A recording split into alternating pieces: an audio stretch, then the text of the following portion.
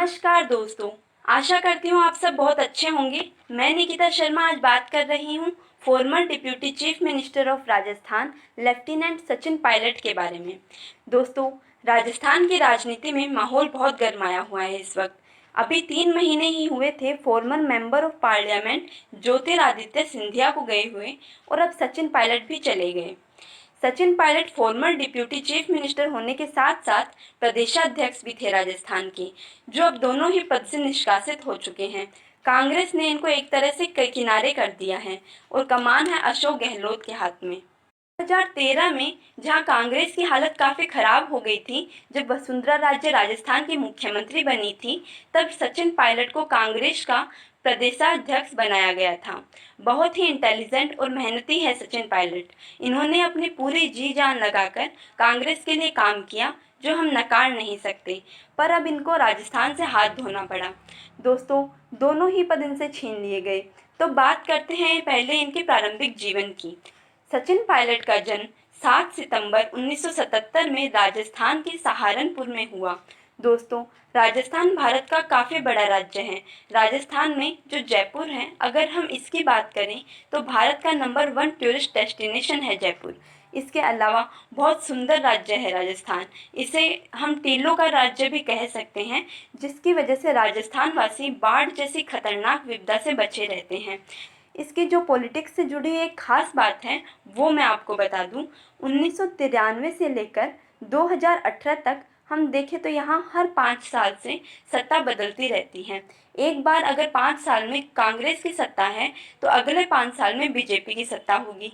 मतलब पिछले 17 सालों से राजस्थान में एक बार बीजेपी तो एक बार कांग्रेस की सत्ता रहती है। वैसे देखा जाए तो ये सही भी है। राजस्थान की जनता और यहाँ के राजा, अरे भाई, किसी भी जगह के प्रधान को हम राजा भी कह ही सकते हैं।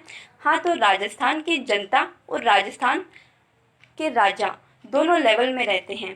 कमियां बुराइयां पता लगती रहती हैं और बदलाव होता रहता है, क्योंकि जैसे जैसे टाइम जाएगा, टाइम के साथ बदलना ही होगा, क्योंकि यही सृष्टि का नियम है।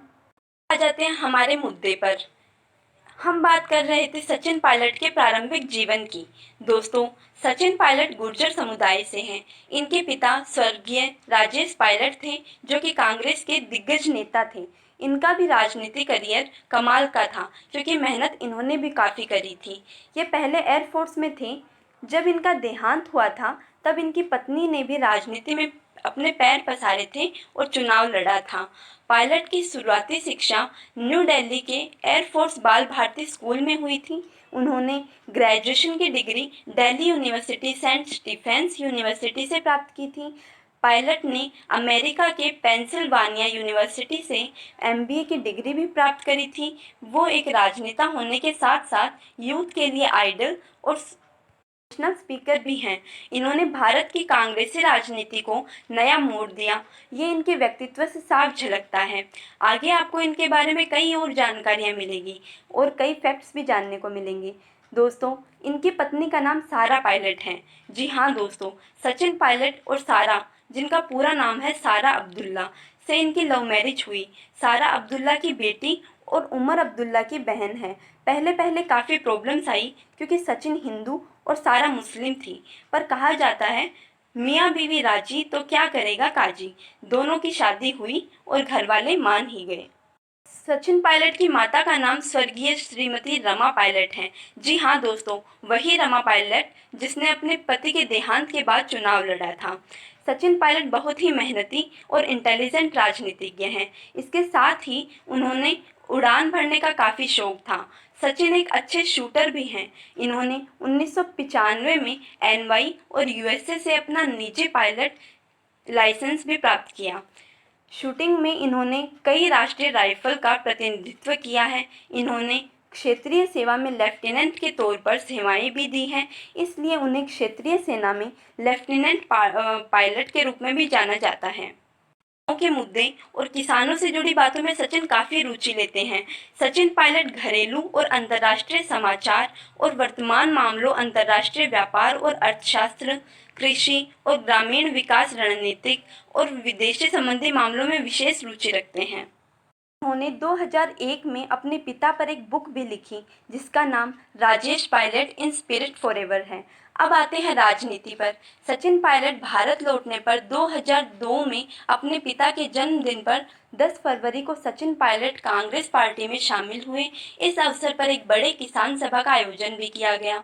13 मई 2004 को पायलट 14वीं लोकसभा के लिए दौसा की सीट से चुने गए, जिसमें उन्होंने अपने निकटतम प्रतिद्वंदी को 1.2 लाख मतों से हराया और 26 साल की उम्र में वे भारतीय संसद बनने वाले सबसे युवा व्यक्ति थे। इसके साथ ही पायलट केंद्र सरकार के गृह विभाग के स्टेडियम कमेटी के सदस्य और नागरिक उड्डयन मंत्रालय के सलाहकार समिति के सदस्य भी रह चुके हैं। दोस्तों, 2009 में इन्होंने अजमेर से चुनाव लड़ा, तब इन पर आरोप भी लगा कि ये आउटर हैं। तो इसमें सचिन पायलट कहते हैं कि मेरे पिता राजेश पायलट एयरफोर्स में थे, तो मेरा यहाँ से वहाँ होना तो वाजिब था। मैंने राजस्थान के लिए चुनाव लड़ा है और मेरा जन्म राजस्थान में ही हुआ है, तो मेरा दिल है वो राजस्थान के लिए ही धड़कता है। फिर दिसंबर 2018 में राजस्थान के विधानसभा चुनावों के बाद वे राजस्थान के 5वें उप मुख्यमंत्री भी बने और अपनी ही पार्टी से मतभेदों को लेकर 14 जुलाई 2020 को उन्हें उप मुख्यमंत्री और राजस्थान कांग्रेस अध्यक्ष पद से हटा दिया गया। दोस्तों, अब आपको कांग्रेस सरकार के आपसी मतभेदों के बारे में बता दूं। 2018 से ही अशोक गहलोत, जो कि राजस्थान के मुख्यमंत्री हैं, उनमें और सचिन पायलट में टिकट के लिए मतभेद चलते रहे हैं कि कौन बने राजस्थान के मुख्यमंत्री। तो सचिन को बनाया गया डिप्यूटी चीफ मिनिस्टर और अशोक गहलोत को चीफ मिनिस्टर। अब सचिन पायलट खुद इतने मेहनती थे कि उनकी महत्वाकांक्षाएं भी कम नहीं थी, तो वो चाहते थे कि सीएम वो बने और ऐसा हो न सका और इनको डिप्यूटी चीफ मिनिस्टर बना दिया गया। हालांकि इसके साथ उनको 9 मंत्रालय भी दिए गए, जिसमें पीडब्ल्यूडी मंत्रालय भी एक शामिल था।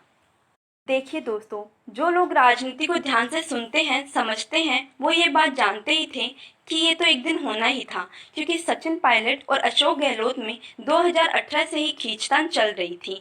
कई प्रकार के मुद्दों में वे आपसे सहमति नहीं हो पाती थी, तो इसी के चलते सचिन पायलट को अपने पद से हटाया गया। अगर मैं थोड़ा पर्सनल होकर बात करूं, तो सचिन पायलट की मुझे पर्सनली कुछ बातें अच्छी लगी, स्पेशली जब वो यूथ के बारे में बात करते थे और वो सबकी प्रॉब्लम समझते थे। किसानों को बहुत राहत होती थी इनके होने से, बहुत सपोर्ट करते थे वो इनका। जैसे जो दलाल होते थे बहुत परेशान करते थे किसानों को, बिचौलिए होते थे वो किसानों पर दबाव डालते थे। अगर हम देखें तो सचिन पायलट ने किसानों की दशा पर काफ़ी हद तक गौर किया है। दोस्तों, सचिन पायलट जब अपनी 3 शर्तों पर अड़े रहे थे, तो आला कमान सोनिया गांधी ने भी सचिन पायलट को बहुत समझाने की कोशिश की थी, पर वो नहीं माने। फिर प्रियंका गांधी, जो कांग्रेस की महासचिव हैं, उन्होंने भी उन्हें खूब समझाया, पर कोई फायदा नहीं हुआ। अब मैं आपको बताती हूँ सचिन पायलट की वो 3 शर्तें क्या थी।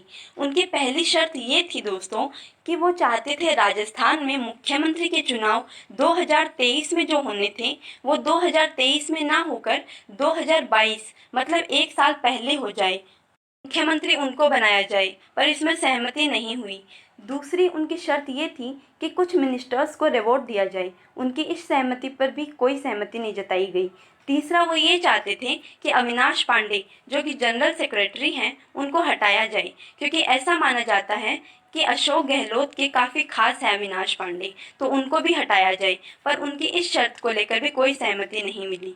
सचिन पायलट और राहुल गांधी काफ़ी करीबी थे, पर राहुल गांधी ने भी इस बारे में खुलकर कोई बात नहीं की और किसी के समझाने पर भी जब सचिन पायलट अपनी जिद पर अड़े रहे, इसलिए उनको डिप्यूटी चीफ मिनिस्टर और प्रदेशाध्यक्ष के पद से हटा दिया गया और उनकी जगह गोविंद सिंह डोटासरा को प्रदेशाध्यक्ष बनाया गया। इसके बाद सचिन पायलट ने ट्वीट किया कि सच को परेशान किया जा सकता है, परास्त नहीं। तो अब देखते हैं सचिन पायलट बीजेपी ज्वाइन करते हैं या फिर अपनी ही कोई पार्टी लेके आते हैं। जहाँ तक हमने सुना है, सचिन पायलट ने एक इंटरव्यू में कहा था कि वो बीजेपी कतई ज्वाइन नहीं करेंगे। अब देखते हैं क्या होता है। इसी के साथ मैं निकिता शर्मा इजाज़त चाहती हूँ। स्वस्थ रहिए, मस्त रहिए।